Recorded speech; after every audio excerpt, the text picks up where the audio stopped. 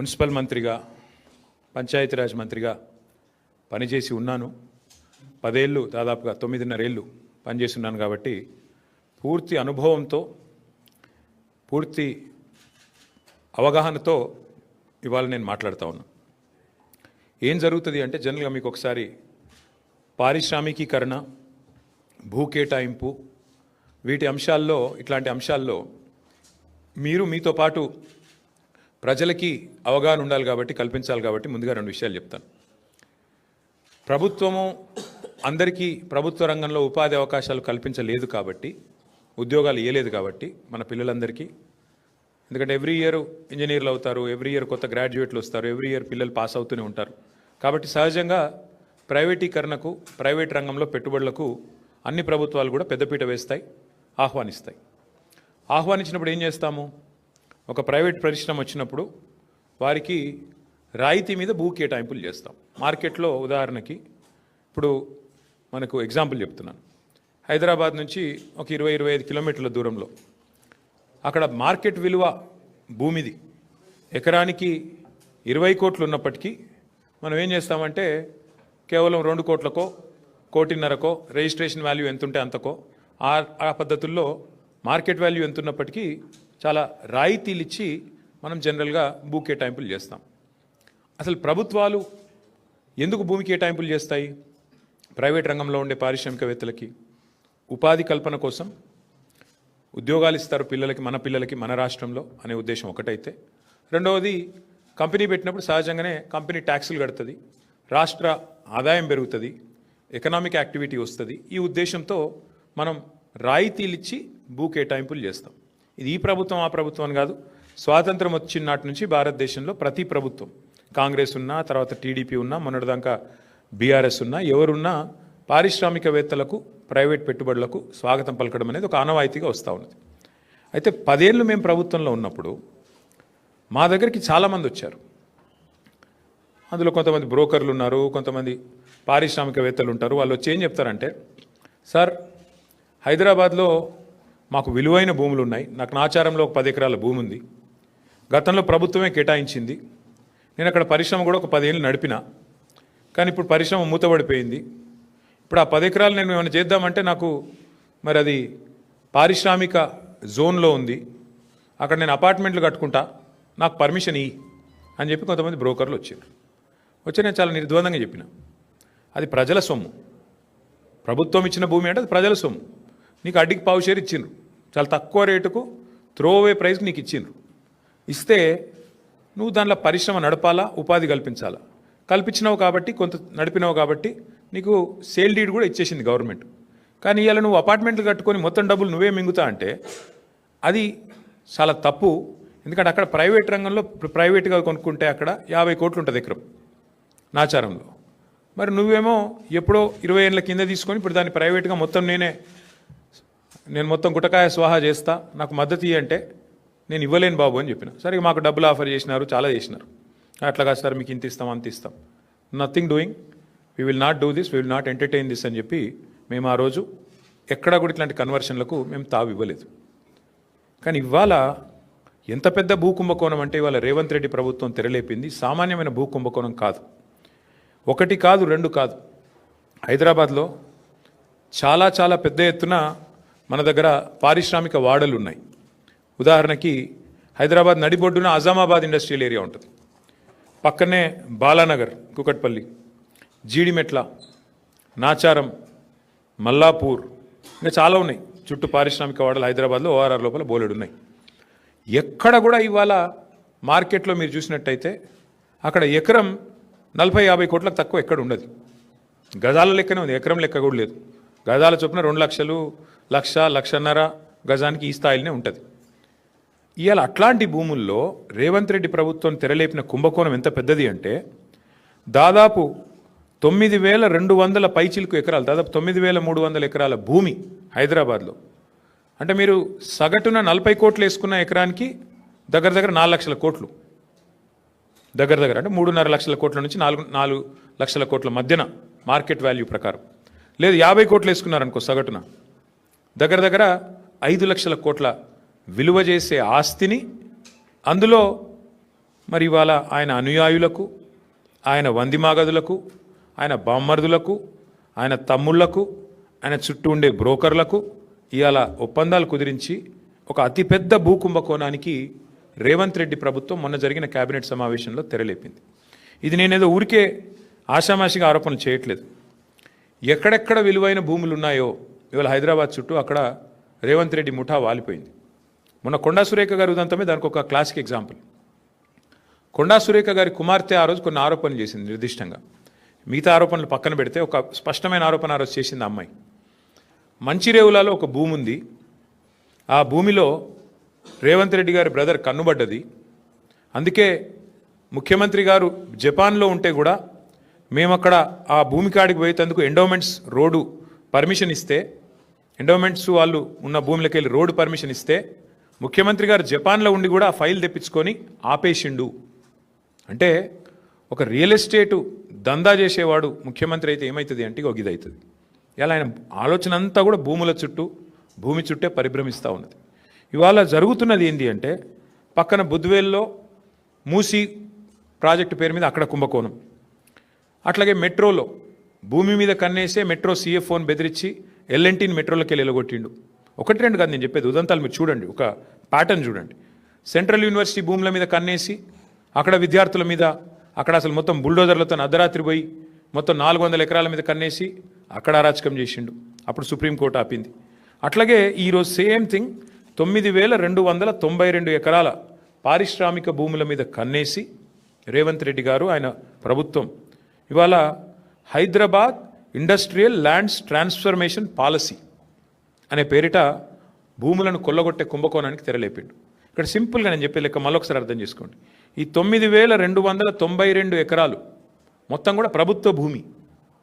ప్రభుత్వం పారిశ్రామికవేత్తలకు మీరు పరిశ్రమ పెట్టండి అని ఇచ్చిన భూమి. అడ్డికి పావు షేరు అంటే మార్కెట్ విలువ రూపాయి అయితే 10 పైసలకో రూపాయికో రూపాయల 1 పైసకో ఇచ్చిన భూమి ఇది. ఇలా భూమి విలువ పెరిగింది, 10 రెట్లు పెరిగింది, 100 రెట్లు పెరిగింది, 1000 రెట్లు పెరిగింది. పెరిగిన ఆ భూమి విలువను, పెరిగిన ఆ భూములను ఇవాళ ఏటీఎంగా దాన్ని పేటీఎంగా మార్చుకునే ప్రయత్నమే రేవంత్ రెడ్డి గారు చేస్తూ ఉన్నారు. అంటే 4.5 లక్షల కోట్ల విలువైన భూమిని ఇవాళ కొల్లగొట్టి దానికి వాళ్ళు పెట్టిన స్కీమ్ కూడా మీరు చూడండి, పాలసీ ఎట్లా పెట్టినా కూడా నేను చెప్తాను మీకు. అంటే ఈ స్కామ్ అర్థం కావాలంటే మీరు కొద్దిగా చరిత్రలోకి పోవాలి. 50-60 ఏళ్ళ కింది నుంచి హైదరాబాద్ చుట్టూతా MCH ఉన్నప్పుడు భూములు కేటాయిస్తూ పోయినాయి ప్రభుత్వాలు. ఇప్పుడు నేను చెప్పిన పారిశ్రామిక వాడలు మల్లాపూర్ కానీ, చెర్లపల్లి కానీ, నాచారం కానీ, జీడిమెట్ల కానీ, బాల్నగర్ కానీ, అట్లాగే ఆజామాబాద్ కానీ ఇక్కడ భూములు కేటాయింపులు చేస్తూ పోయినారు. అందులోకెళ్ళి వచ్చినాయి ఇవన్నీ కూడా. మౌలాలి, తర్వాత కుషాయిగూడ, కాటేదాన్, ఇవన్నీ కూడా అందులోకెళ్ళి వచ్చినాయి. చందులాల్ బిరాదరి చుట్టూ వచ్చిన పారిశ్రామిక వాడలు. ఇప్పుడు ఏమైంది, సిటీ పెరుగుతా పోయింది, ఇవన్నీ సిటీ మధ్యలోకి వచ్చినాయి, భూముల విలువలు పెరిగిపోయినాయి. ఇప్పుడు పెరిగిపోయిన వాటి వల్ల ఏమైంది, చుట్టూ కాలనీలు కూడా రావడం వల్ల ప్రజలు గొడవ చేయడం స్టార్ట్ చేసినారు. మరి మా చుట్టూ కాలనీలు వచ్చినాయి, మధ్యలో కాలుష్యం ఉంది, ఇప్పుడు బాచుపల్లి వాళ్ళు కూడా గొడవ చేస్తూ ఉన్నారు కాలుష్యం వస్తుంది అని. దానికి 2013లో అప్పుడున్న కాంగ్రెస్ ప్రభుత్వం ఒక జీవో తెచ్చింది, జీవో నెంబర్ 20, కిరణ్ కుమార్ రెడ్డి గారి ప్రభుత్వం. ఏమై జీవో నెంబర్ 20 ఉద్దేశము ఏమని అంటే, మీరు ORR లోపల ఉండే కాలుష్యకారక పరిశ్రమలు, పొల్యూటింగ్ ఇండస్ట్రీస్ని బయటికి తరలించాలి అనేది ఆ జీవో సారాంశం. మా ప్రభుత్వం ఉన్నప్పుడు మేము కూడా ప్రయత్నం చేశాం. ఇన్ఫ్యాక్ట్ ఫార్మా సిటీ పెడదామనుకునే దానికి మెయిన్ కారణమే ఇది. ఫార్మా ఇండస్ట్రీ ఏదైతే జీడిమెట్లలో, అట్లాగే మల్లాపూర్లో, నాచారంలో, ఇతర ప్రాంతాల్లో ఉన్నదో వీళ్ళందరినీ కూడా అవసరమైతే ORR బయటికి ఒకటే ప్రాంతానికి తరలించి ఒకటే చోట 19,000 ఎకరాల్లో మేము ఫార్మాసిటీ పెట్టాలనుకునే దానికి మెయిన్ ఉద్దేశమే ఇది. ఎందుకంటే ఈ ప్రాంతం అంతా కూడా కాలుష్య బారిన పడకుండా, ఇంకోటి ఇబ్బంది పడకుండా. సరే, ఇవాళ దానికి ఫ్యూచర్ సిటీ అనే పేరు పెట్టి అక్కడ కూడా రియల్ ఎస్టేట్ బ్రోకర్ పనిచేస్తూ ఉన్నారు ముఖ్యమంత్రి గారు. ఇప్పుడు మేమేమంటున్నామంటే ఇందులో చాలా భూములు, ఇప్పుడు ఆజామాబాద్ ఇండస్ట్రియల్ ఏరియా ఉంది ఉదాహరణకు మీకు చెప్తా ఉన్నా. మేము కూడా గతంలో ప్రయత్నం చేసినాం, మేము చేయలేదని కాదు, మేమేం ప్రయత్నం చేసినాము. ఇప్పుడు ఆ ఉదాహరణకి ఆజామాబాద్లో ఆనాడు 40 ఏళ్ళ కిందట, 50 ఏళ్ళ కిందట వద్దిరాజు రవిచంద్ర గారికి గవర్నమెంట్ ఒక 5 ఎకరాలు స్థలం ఇచ్చింది అనుకోండి. ఆయనకి ఎంతకో అంతకి ఇచ్చింటాం అప్పట్లో ఉన్న గవర్నమెంట్. ఇచ్చిన తర్వాత వద్దిరాజు గారు కొంతకాలం నడిపిండు ఇండస్ట్రీ, ఓ 10 ఏళ్ళకో 15 ఏళ్ళకో నడిపి తర్వాత ఫర్ వాట్ ఎవర్ రీజన్ ఆయన బంద్ పెట్టుకున్నాడు. తర్వాత భూమి ఆయన చేతులు ఉంది, అవసరమైతే ఆడు ఇంకేదో చేస్తున్నాడు. మేమేం పెట్టినామంటే గతంలో మేము కూడా దీన్ని ఇట్లాంటి ల్యాండ్స్ని ఏం చేయాలి అని ఆలోచించి ఇంకో ఇది ఆనాడు 2022 సెప్టెంబర్లో ఆనాడు మేము తెచ్చిన చట్టం, అజామాబాద్ ఇండస్ట్రియల్ ల్యాండ్స్ని రెగ్యులరైజ్ చేస్తూ తెచ్చిన చట్టం. అందులో ఏం పెట్టాం మేము, ఒకవేళ వద్దిరాజు రవిచంద్ర గారికి మనం ఇచ్చిన భూమి కనుక ఆయన చేతుల్లోనే ఉంటే ఆ రోజు డబ్బులు కట్టి ఉన్నప్పటికీ కూడా ఇవాళ మరి ల్యాండ్ యూజ్ మారుతున్నది కాబట్టి, ఆ రోజు పరిశ్రమకున్న భూమిని ఇవాళ మారుస్తున్నారు కాబట్టి 100% రిజిస్ట్రేషన్ 100% మళ్ళీ కట్టి ఇస్తే మళ్ళీ మీకు ఇస్తాము, మీరు వాడుకోండి అని చెప్పాం. లేదు, కొంతమంది ఏం చేస్తారు, వద్దిరాజు రవిచంద్ర గారికి ఇచ్చింది, ఆయన ఏం చేసి ఉంటాడు, ల్యాండ్ 15 ఏళ్ళకో అవసరం పడి అమ్ముకుంటాడు. గంగుల కమలాకర్ గారికి అమ్ముకున్నాడు అనుకోండి. ఇప్పుడు గంగుల కమలాకర్ గారి చేతిలో ఉందనుకో ఆ భూమి, ఎగ్జాంపుల్ చెప్తున్నా, మీరు సీరియస్ తీసుకున్నారు. గంగుల కమలాకర్ గారి చేతిలో ఉంటే ఒరిజినల్ అలాటీ చేతిలో కాకుండా ఇంకొకరి చేతిలో కనుక మారింటే ఆ రోజు మా ప్రభుత్వం పెట్టింది ఏంటి అంటే నిబంధన, అట్లాంటి కేటగిరీ ఉంటే కేటగిరీ 2 కింద పెట్టి 200% కట్టాలి మీరు, 200%. ఎందుకంటే మీరు అప్పుడే నిబంధనలు తుంగలో దెక్కారు. రవిచంద్ర గారికి ఇస్తే రవిచంద్ర గారు నడపకుండా ఇంకొకరికి అమ్ముకున్నాడు, ప్రభుత్వ భూమి హక్కు లేకపోయినా అమ్ముకున్నాడు, ఆయన కొనుక్కున్నాడు, కాబట్టి 200% అని పెట్టినాం. ఈరోజు వీళ్ళు ఏం చేస్తున్నారు ఎరికేనా మీకు, ఎంత టూ మచ్ అంటే, కేసీఆర్ ప్రభుత్వం వచ్చినాక మీకు తెలుసు హైదరాబాద్ నగరంలో కాదు మొత్తం తెలంగాణలో భూముల ధరలకు రెక్కలు వచ్చినాయి. 5 లక్షలు కూడా పలకని భూమి ఒక్కొక్క కాడ 50 లక్షలకు పోయింది. 10 రెట్లు, 20 రెట్లు, 30 రెట్లు పెరిగిన భూములు ఎన్నో ఉన్నాయి తెలంగాణ వ్యాప్తంగా. ఆదిలాబాదు, నారాయణఖేడు, ఈ మూల ఆ మూలని కాదు, అలంపూరు, గద్వాల, అంతటా భూముల ధరలు పెరిగినాయి. ఇవాళ రేవంత్ రెడ్డి గారు ఏం చేస్తున్నారంటే, ఆయన ప్రభుత్వం ఏం ఆలోచన, ఎంత పెద్ద కుంభకోణం అంటే ఇదేం పాలసీ అంటే తెలుసా మీకు, ఈ 9292 ఎకరాలు వీళ్ళు ఏం చేస్తారట అంటే, మా గవర్నమెంట్లో మేమున్నప్పుడేమో 100% SRO రేట్ చెల్లించాలా ఒరిజినల్ అలాటీ చేతిలో ఉంటే, ఒరిజినల్ అలాటీ చేతిలో కాకుండా ఇంకోరి చేతికి పోతే 200% అని పెడితే, రేవంత్ రెడ్డి ఏమంటున్నాడు, కేవలం అప్లికేషన్ పెట్టుకుంటే వారం రోజుల్లోనే పర్మిషన్ ఇస్తారట. ఏది TS ఐపాస్ లెక్క, అర్జెంటుగా డబ్బులు కావాలి కాబట్టి, అర్జెంటుగా లూట్ చేయాలి కాబట్టి వారం రోజుల్లో పర్మిషన్, మరొక వారం రోజుల్లో స్పెషల్ CS ఆధ్వర్యంలో కమిటీ అప్రూవల్, మరొక వారం రోజుల్లో ఫీజు డిమాండ్ నోటీస్, 45 రోజుల్లో మొత్తం ప్రక్రియ పూర్తి. అన్నింటికి మించిన హైలైట్ ఏంటంటే 100% 200% నిబంధన మనం పెడితే మన కేసీఆర్ గవర్నమెంట్లో 30% కడితే చాలంట. ఎంత హైలైట్ అంటే 30% చాలంటే, ఏది 30% SRO విలువ. ఉదాహరణకి మీకు ఎగ్జాంపుల్ చెప్తాను.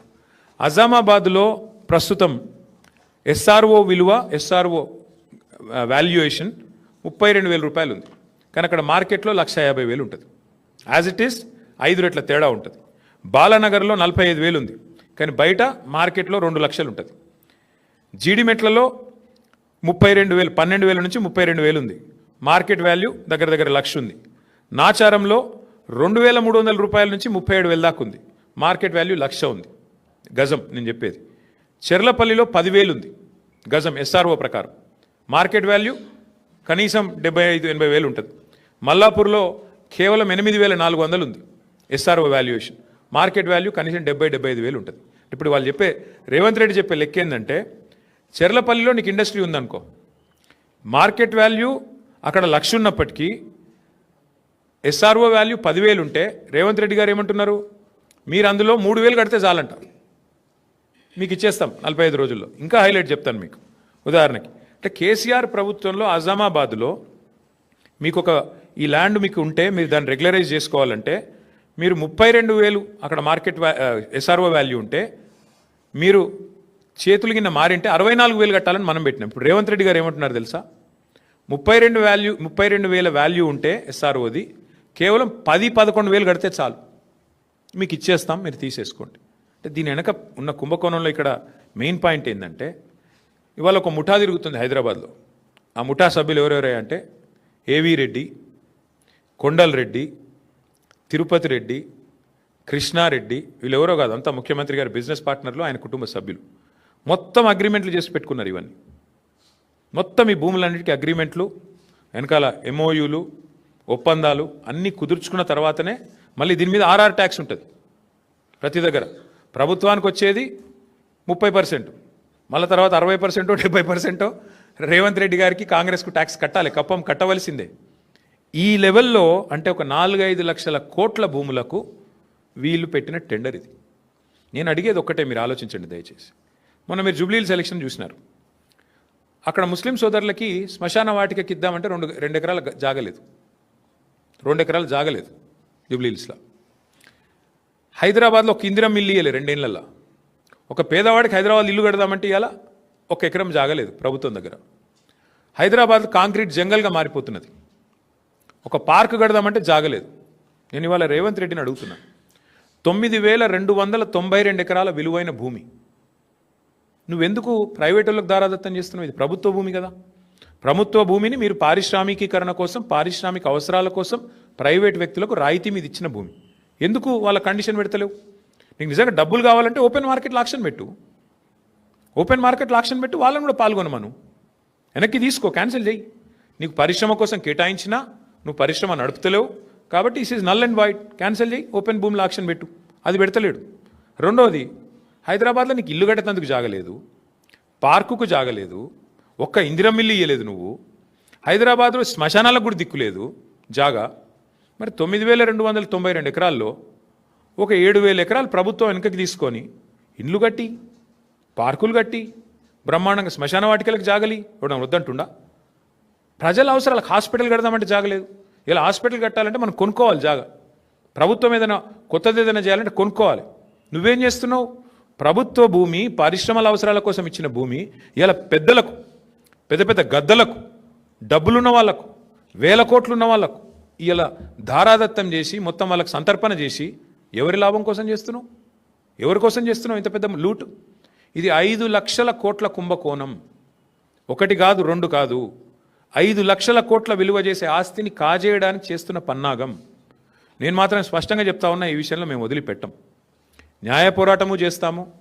తప్పకుండా భవిష్యత్తులో ఈ భూములు ఎవరైనా కొన్నవాళ్ళు కానీ ఇంకోటి కానీ పరిణామాలు ఎదుర్కొంటారు. ఈ విషయం కూడా నేను ముందే చెప్తా ఉన్నా. తప్పకుండా ఈ విషయంలో చిక్కుల్లో పడుతుంది ప్రభుత్వం కూడా. ఇట్లాంటి లూట్ ఎక్కడ జరగలేదు. బాంబేలో, మహారాష్ట్రలో మేము కూడా స్టడీ చేసినాం పాలసీలు ఆనాడు గవర్నమెంట్లో ఉన్నప్పుడు వీటిని ఎట్లా చేద్దామని. మహారాష్ట్రలో పెద్ద ఎత్తున టెక్స్టైల్ మిల్స్ ఉండేది బాంబేలో, కమలా మిల్స్ అని, ఫినిక్స్ మిల్స్ అని.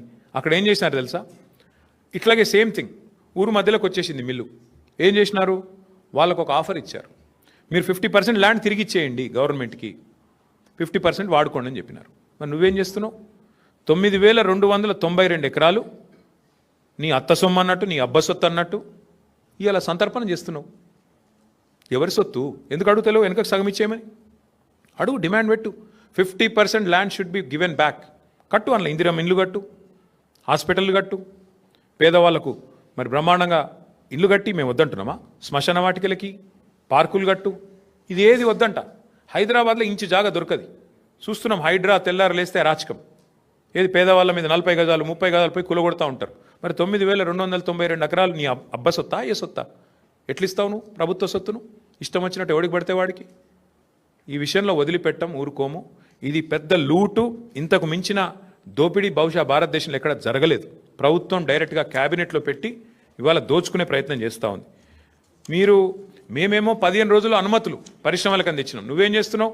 15 రోజుల్లో భూములు అమ్ముకోవడానికి, 15 రోజుల్లో ఇష్టం వచ్చిన వాడికి ఇష్టం వచ్చినట్టు అగ్రిమెంట్లు చేసుకోవడానికి, తెర వెనుక బాగోతాలు చేసుకోవడానికి, సెటిల్మెంట్లు చేసుకోవడానికి. నేను చెప్పట్లేదు కదా, మీ మంత్రి గారు కుమార్తె చెప్తోంది భూముల గురించి ఎట్లా దందాలు జరుగుతున్నాయి, ఎట్లా గొడవలు జరుగుతున్నాయి, ముఖ్యమంత్రుల అనుయాయులు తుపాకులు పెట్టి ఎట్లా బెదిరిస్తున్నారు, ఇవన్నీ కూడా జరుగుతూ ఉన్నాయి. ఖచ్చితంగా దీన్ని విత్డ్రా చేసుకోవాలి ప్రభుత్వం, లేకపోతే మాత్రం మేము ఊరుకోము. ముమ్మాటికి కొట్లాడతాం, న్యాయ పోరాటం చేస్తాం, ప్రజల్లో కూడా ఈ అంశాన్ని పెద్ద ఎత్తున తీసుకొని పోతాం. ఇంకొక మాట కూడా నేను చెప్తా ఉన్నా, పారిశ్రామికవేత్తలు ఎవరైతే ఈ భూములు పొందారో మీరు కూడా గుర్తుపెట్టుకోండి. తప్పకుండా ప్రతిరోజు ఒక రోజులాగా ఉండదు. భవిష్యత్తులో వచ్చే ప్రభుత్వాలు డెఫినెట్గా మా ప్రభుత్వమే వస్తుంది.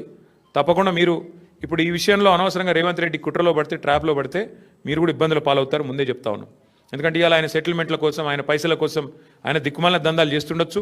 మీరు ఈ ట్రాప్లో పడకండి. న్యాయంగా చేద్దాం. చేసేది ఉంటే 100% 200% కట్టాలా, లేదా వాపస్ 50% ప్రజలకు ఇవ్వాలా? మీకు ఇచ్చిందే. ఇప్పుడు సింపుల్ లెక్క, నేను మా సుదర్శన్ రెడ్డి గారికి ల్యాండ్ కేటాయించానండి. ఉదాహరణకు చెప్తాను, ఇంకొకటి మీకు అర్థమవుతుంది, సులువైన భాషలో చెప్తున్నా. సుదర్శన్ రెడ్డి వస్తాడు నా దగ్గరికి, అన్న నాకు హైదరాబాద్లో నువ్వు ప్రభుత్వంలో ఉన్నావు కదా, 1 ఎకరం కేటాయించు భూమి అంటాడు. ఉత్తగానే కేటాయిస్తారా? ఇయ్యం కదా. దేనికి అని అడుగుతాం. దేనికి ఇవ్వాలి నీకు భూమి? లేదన్నా నేను అపార్ట్మెంట్ కట్టుకుంటా, నాకు ఈ బయట కొంటే 50 కోట్లు అవుతుంది, నాకు 10 కోట్లకి అంటే ఇస్తామా? ఇవ్వలేము. అదే సుదర్శన్ రెడ్డి, అన్న నేను ఇండస్ట్రీ పెడతా, నాకు 1 ఎకరం అంటే ఇస్తాం. ఎందుకు? పరిశ్రమ పెడితే ఉపాధి వస్తుందని ఇస్తాం. కానీ సుదర్శన్ రెడ్డి ఎకరం భూమి తీసుకొని ఇచ్చిన ఉద్దేశం నెరవేరకుండా అసలు ఇచ్చిన పని పక్కకు పెట్టేసి నేను అపార్ట్మెంట్లు కట్టేసి నాకు తెల్లారు ఏం చేయాలి నేను ప్రభుత్వంగా? ఖచ్చితంగా వెంటనే స్వాధీనం చేసుకోవాలి. నేను అడిగేది అది. ఇది ప్రజల సొత్తు, ఇది ప్రజల భూమి. అడ్డికి పావు షేర్ ఇవాళ పారిశ్రామికవేత్తలకు ఇచ్చి వాళ్ళు మొత్తం వాళ్ళ తరతరాలు, వాళ్ళ కుటుంబ సభ్యులు, వాళ్ళ మునిమన్మన్లు దోసుకతినే నీకు ఆ ప్రభుత్వ భూమి ఇచ్చేది? ఎట్టి పరిస్థితులు ఒప్పుకోమిది. ఇది మా ప్రభుత్వంలో 9.5 ఏళ్ళలో మేము ఎక్కడ ఇయ్యలేదు. చాలామంది వచ్చినారు బ్రోకర్లు మా దగ్గర కూడా, కానీ మేము చేయలేదు ఇట్లాంటి గలీజ్ పని. ఎందుకంటే ఇది ప్రజల సొత్తు. వస్తే కూడా నేను చెప్పాను, అందులో మా నాయకులు కూడా వచ్చారు, అది కూడా చెప్తున్నాను నేను, అన్న ఇది చేయండి అని. నో నథింగ్ డూయింగ్, మేము చేయమని చెప్పాం. దాంతో కట్టుబాటుతో మేము పనిచేసినాం. ఇలా 100% ఈ విషయంలో నేను చెప్తా ఉన్నా, ఈ ప్రభుత్వం దిగిపోయినాక కూడా ముమ్మాటికి దీని మీద ఎంక్వైరీలు జరుగుతాయి, దీనిలో బాధ్యులను పట్టుకోవడం జరుగుతుంది. ఇందులో అనవసరంగా ఎవరన్నా పోతే మాత్రం చాలా ఇబ్బంది పడతారు. మళ్ళీ చెప్తున్నా, ఎస్ఆర్ఓ వాల్యూస్ ఎక్కడున్నాయి, మార్కెట్ వాల్యూస్ ఎక్కడున్నాయండి? ఎస్ఆర్ఓ వాల్యూకి మార్కెట్ వాల్యూకి పొంతన ఉందా? కనీసం 30,000 ఎస్ఆర్ఓ వాల్యూ ఉంటే 2 లక్షలు మార్కెట్ వాల్యూ ఉంది. నువ్వు ఆ 30,000లో 10,000 కడితే 2 లక్షల వాల్యూ ఉన్నా ఇచ్చేస్తా అంటున్నావు భూమిని. ఇది ఎక్కడి న్యాయం? ఇది ఎక్కడి లూటు? 100% 5 లక్షల కోట్ల ఈ భూమిలో ఖచ్చితంగా రేవంత్ రెడ్డి గారు 40-50 వేల కోట్లన్నా వెనకేసుకోవాలనేది ఆయన ఆలోచన. దీన్ని అందుకే సాగనివ్వం. ప్రధాన ప్రతిపక్ష పార్టీగా మేము ఈ అంశాన్ని లేవనెత్తుతా ఉన్నాం. బీజేపీకి గనక చిత్తశుద్ధి ఉంటే, భారతీయ జనతా పార్టీ ప్రభుత్వానికి గనక చిత్తశుద్ధి ఉంటే వారు కూడా ఈ విషయంలో జోక్యం చేసుకోవాలి. ఖచ్చితంగా ఇందులో కొన్ని సంస్థలు అందులో బీజేపీ వాళ్ళు కూడా ఉన్నారు, కొన్ని సంస్థల యజమానులు. కాబట్టి నేను చెప్తున్నా, వాళ్ళకి చిత్తశుద్ధి ఉంటే, నిజంగా మీ పాత్ర ఇందులో లేకపోతే, మీరు వారు ఒకటి కాకపోతే మీరు కూడా వెంటనే స్పందించాలని చెప్పి నేను డిమాండ్ చేస్తా ఉన్నాను. ముందుకు రావాలని చెప్పి డిమాండ్ చేస్తూ, ఈ పాలసీ పూర్తిగా భూ కుంభకోణం, భారతదేశంలోని అతిపెద్ద భూ కుంభకోణానికి వారు తెరలేపారు. ఇది ఖచ్చితంగా దీన్ని అడ్డుకోవాలని చెప్పి ప్రజలు కూడా దీని విషయంలో అప్రమత్తంగా ఉండాలి అని చెప్పి మళ్ళొకసారి మీకు విజ్ఞప్తి చేస్తూ మీ అందరికీ కూడా ధన్యవాదాలు.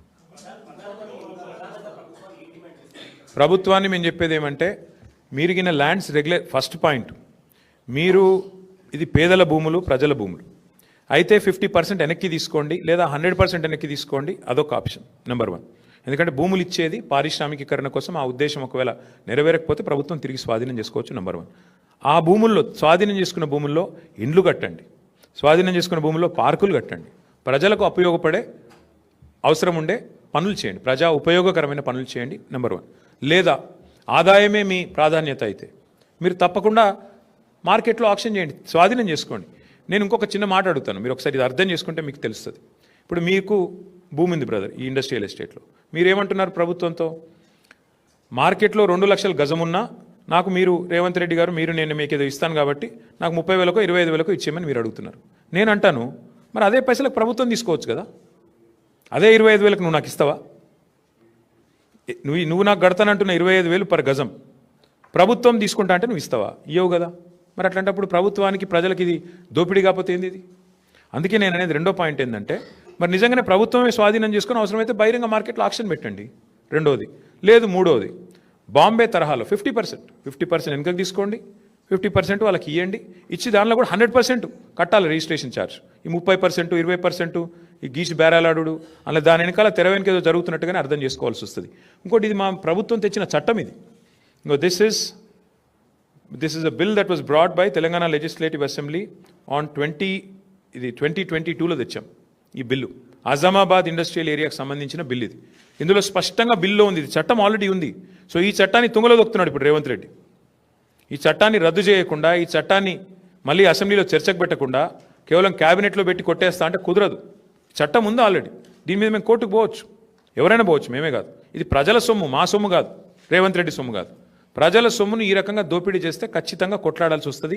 ఇందులో మేము స్పష్టంగా పెట్టాం, ఆజామాబాద్లో ఒరిజినల్ అలాటీ చేతిలో ఉంటే మీరు బిల్ చూసుకోవచ్చు, కావాలంటే కాపీస్ ఇస్తాం. ఒరిజినల్ అలాటీ చేతిలో ఉంటే 100% రిజిస్ట్రేషన్ కట్టాలి. అలాటీ ఆయన కాకుండా ఎవరికైనా చేతులు మారితే 200% కట్టాలి రిజిస్ట్రేషన్ వాల్యూకి, ఎస్ఆర్ఓ వాల్యూకి. ఇది మేము పెట్టిన కండిషన్. నువ్వేమంటున్నావు? కాదు 30% కడితే చాలు ఎస్ఆర్ఓ వాల్యూలో. So it is outright loot, it is an outright scam, probably one of the biggest land scams in India. So therefore we oppose it. చట్టం తన పని తాను చేసుకొని పోతుంది, చేసుకొని పోనివ్వండి, మాకు అభ్యంతరం ఏంటి?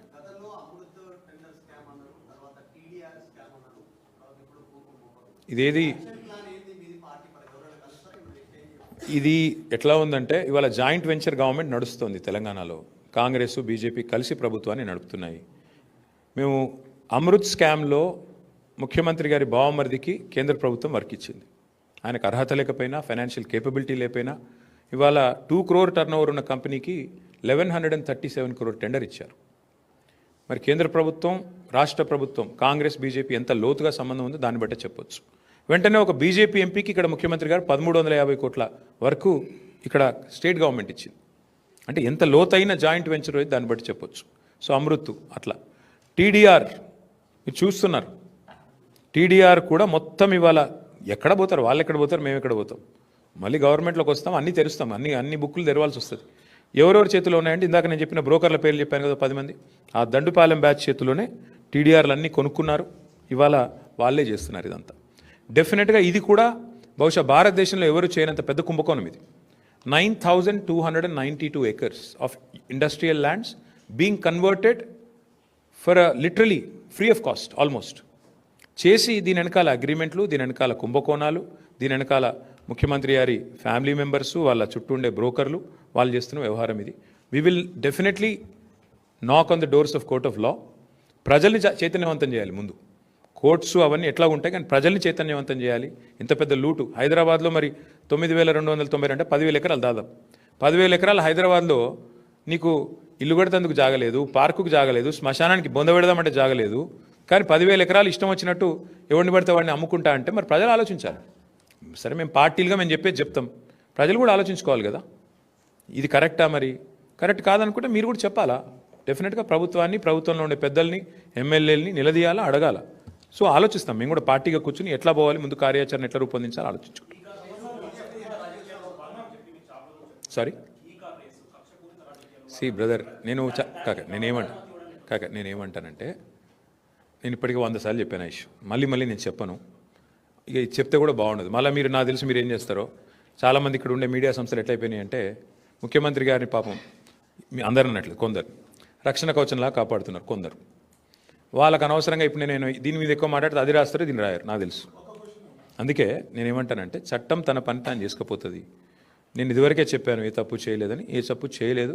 నేను లై డిటెక్టర్ టెస్ట్కే రెడీ అని ఏం చెప్తాను, అంతకంటే ఊరికి ఎన్నిసార్లు చెప్పిస్తారు నాతో మాట. ఇప్పుడు నేను అడిగేది 9,292 కోట్ల విలువైన ప్రభుత్వ భూమి హైదరాబాద్లో, which is worth about 4.5 to 5 lakh crore.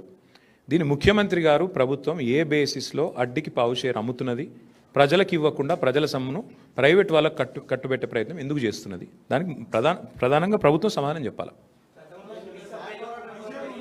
ఒకరు అడగండి ఏమంటారు బ్రదర్, మళ్ళీ చెప్తున్నా, ఎవరు అనుమతి ఇచ్చినా ఎవరేం చేసినా చట్టం తన పని తాను చేసుకపోతే మా పని మేము చేసుకుపోతాం. ఏముంది అందులో?